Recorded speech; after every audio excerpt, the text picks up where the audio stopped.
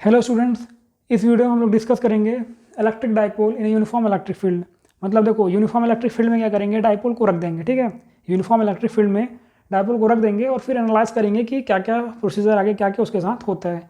तो let's start. देखो, हम लोगों ने क्या किया, ये क्या किया, एक यूनिफॉर्म, ये क्या किया हम लोगों ने, एक यूनिफॉर्म इलेक्ट्रिक फील्ड लगाया। ठीक है, अब इस यूनिफॉर्म इलेक्ट्रिक फील्ड में एक डाइपोल रख देंगे। ये क्या किया, डाइपोल रख दिया, ये नेगेटिव ये पॉजिटिव। अब जो देखो, हम लोग यूनिफॉर्म इलेक्ट्रिक फील्ड में जब चार्ज को रखते थे तो क्या लगता था, फोर्स लगता था। तो ये आपका क्या है, चार्ज, ये भी आपका क्या है, चार्ज। ठीक है, डाइपोल है तो इस पर क्या लगेगा, फोर्स लगेगा। इस पर फोर्स कितना लगता है, फोर्स क्या होता है यहाँ पे, क्यू ई, जो कि क्या होगा, पॉजिटिव। और इस पर एक फोर्स लगेगा और वो क्या होगा आपका, माइनस क्यू ई। ठीक है, क्योंकि क्या है, नेगेटिव चार्ज है। तो देखो, इस केस में क्या हो रहा है, जितना यहाँ पे क्यू ई, यहाँ पे मैग्नीट्यूड तो सेम है। देखो, यहाँ पे क्यू ई, यहाँ पे भी क्यू ई, तो आपका क्या है, मैग्नीट्यूड सेम है और जो डायरेक्शन है वो अपोजिट है। तो यहाँ पे जो नेट फोर्स आएगा वो जीरो हो जाएगा। वो जीरो क्या, वो देखो मैं एग्जांपल से बताता हूँ। जैसे देखो, मैं यहाँ पे खड़ा हूँ, ठीक है, एक हाथ यहाँ मेरा कोई खींच रहा है, एक बंदा खींच रहा है 10 न्यूटन से, और बी बंदा, दूसरा बंदा इस हाथ को खींच रहा है 10 न्यूटन से। तो मैं कहाँ खसकूंगा, ना मैं यहाँ जा पाऊंगा ना मैं यहाँ जा पाऊंगा। जो तो नेट फोर्स आएगा वो क्या होगा, जीरो होगा। इस केस में भी यही हो रहा है, इसको कोई फोर्स लगा के खींच रहा है 10 न्यूटन से, यहाँ पे भी दूसरा बंदा वही फोर्स लगा के खींच रहा है। तो जो नेट फोर्स आएगा यहाँ पे वो क्या होगा, जीरो होगा। ठीक है,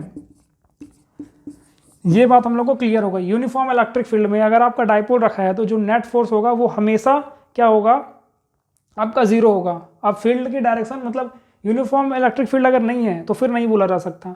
ठीक है, क्योंकि वहाँ पे फोर्स की वैल्यू चेंज हो जाएगी।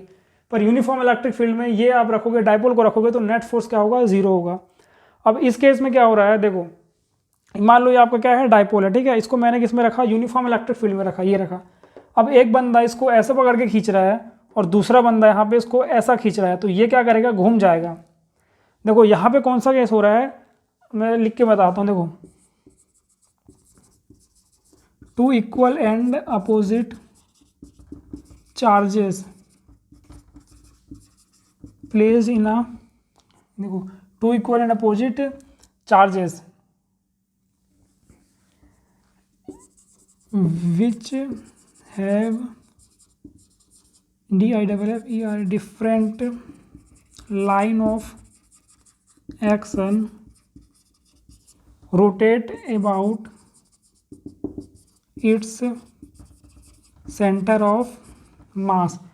मतलब देखो, यहाँ पे two equal and opposite charges with different line of action rotate about their centre of mass. मतलब क्या, यहाँ आपका डाइपोल रखा है और जो इस पे फोर्स लग रहा है, ये आपका डाइपोल रखा है। ठीक है, ये आपका डाइपोल है, ये चार्ज है, इस पे जो लाइन ऑफ एक्शन है इस फोर का, और इस जो फोर्स का लाइन ऑफ एक्शन है वो क्या आपका डिफरेंट है। और इसको कोई ऐसे खींच रहा है और इसको कोई ऐसे खींच रहा है, तो ये क्या हो जाएगा, रोटेट हो जाएगा। ठीक है, यहाँ पे क्या हो रहा है, आपका टॉर्क रोटेट हो रहा है। रोटेट होएगा तो क्या आएगा, टॉर्क आएगा।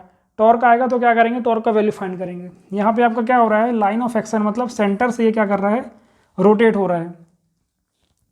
रोटेट होगा तो टॉर्क का वैल्यू आएगा। अब क्या करेंगे, फाइंड करेंगे, टॉर्क का वैल्यू क्या करेंगे, फाइंड करेंगे।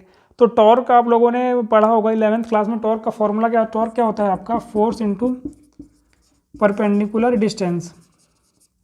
तो फोर्स मेरे को मालूम है, फोर्स आपका क्या है, क्यू ई। परपेंडिकुलर डिस्टेंस मेरे को क्या करना पड़ेगा, फाइंड करना पड़ेगा। देखो, यहाँ से यहाँ तक की लेंथ तो आपको पता है क्या है, एल होती है। पर ये लेंथ क्या है, इससे क्या बना रहा है, थीटा एंगल बना रहा है, परपेंडिकुलर नहीं है।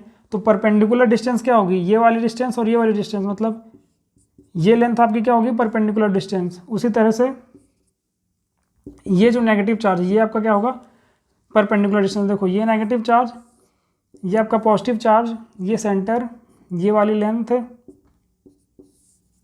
एल, और ये वाली लेंथ क्या है आपकी, एल। ठीक है, और ये एंगल क्या है आपका, थीटा। तो ये आपकी क्या हो गई, डिस्टेंस। अब ये डिस्टेंस कैसे निकालोगे, देखो अगर मान लो ये डिस्टेंस एक्स है तो X perpendicular upon hypotenuse is equal to क्या है, साइन थीटा। तो यहाँ से एक्स की वैल्यू क्या आ जाएगी, एल साइन थीटा। उसी तरह से यहाँ पे भी आप हाइपोटेनस परपेंडिकुलर लगा लेना, इसकी वैल्यू भी क्या आएगी आपकी, एल साइन थीटा। ठीक है, अब परपेंडिकुलर डिस्टेंस यहाँ पे फॉर्मूले पे रख दो, आपका टॉर्क का वैल्यू आ जाएगा। यहाँ पे टॉर्क का वैल्यू क्या होगा, देखो ये पहला चार्ज मूव कर रहा है, रोटेट हो रहा है, और ये दूसरा चार्ज भी रोटेट हो रहा है। तो यहाँ पे क्या आएगा, τ1 आएगा प्लस τ2 आएगा। τ1 कितना होगा, that is F into distance, that is F क्या है, Q E into L sine theta, और τ2 क्या है, Q E L sine theta, Q E L sine theta. तो ये क्या आ जाएगा आपका 2QE L साइन थीटा, ठीक है। ये क्या आ जाएगा 2QE L साइन थीटा। अब देखो 2Q इंटू एल क्या होता है आपका, dipole moment, that is P। तो टॉर्क यहाँ से क्या आएगा, PE साइन थीटा। तो टॉर्क देखो, टॉर्क क्या हो गया, PE साइन थीटा। यहाँ पे साइन थीटा एंगल किन के बीच में है, तो देखो ये नेगेटिव से पॉजिटिव, जो डाइपोल का डायरेक्शन होता है वो किससे होता है, नेगेटिव से पॉजिटिव। ये किसका डायरेक्शन है, P का, और E का डायरेक्शन कैसा था, ऐसा था। तो ये जो थीटा है ये P और E के बीच में है, ठीक है। Theta is between P vector and E vector. देखो अब P साइन थीटा है यहाँ पे, तो अब मेरे को एक बात बताओ आप लोग, जो P क्रॉस E क्या होता है आपका, P साइन थीटा, और E क्रॉस P भी आपका क्या होता है, P साइन थीटा। पर जो P क्रॉस E है is not equal to E cross P।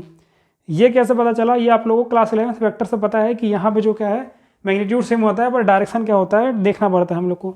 तो यहाँ पे मेरे को ये बताओ कि हम लोग ये वाला लेंगे कि ये वाला लेंगे। तो यहाँ पे हम लोग कैसे चेक करेंगे, देखो जो आपका डाइपोल रखा है यूनिफॉर्म इलेक्ट्रिक फील्ड में, तो डाइपोल आपका यहाँ पे रोटेट हो रहा है, क्लॉकवाइज रोटेट हो रहा है, ठीक है।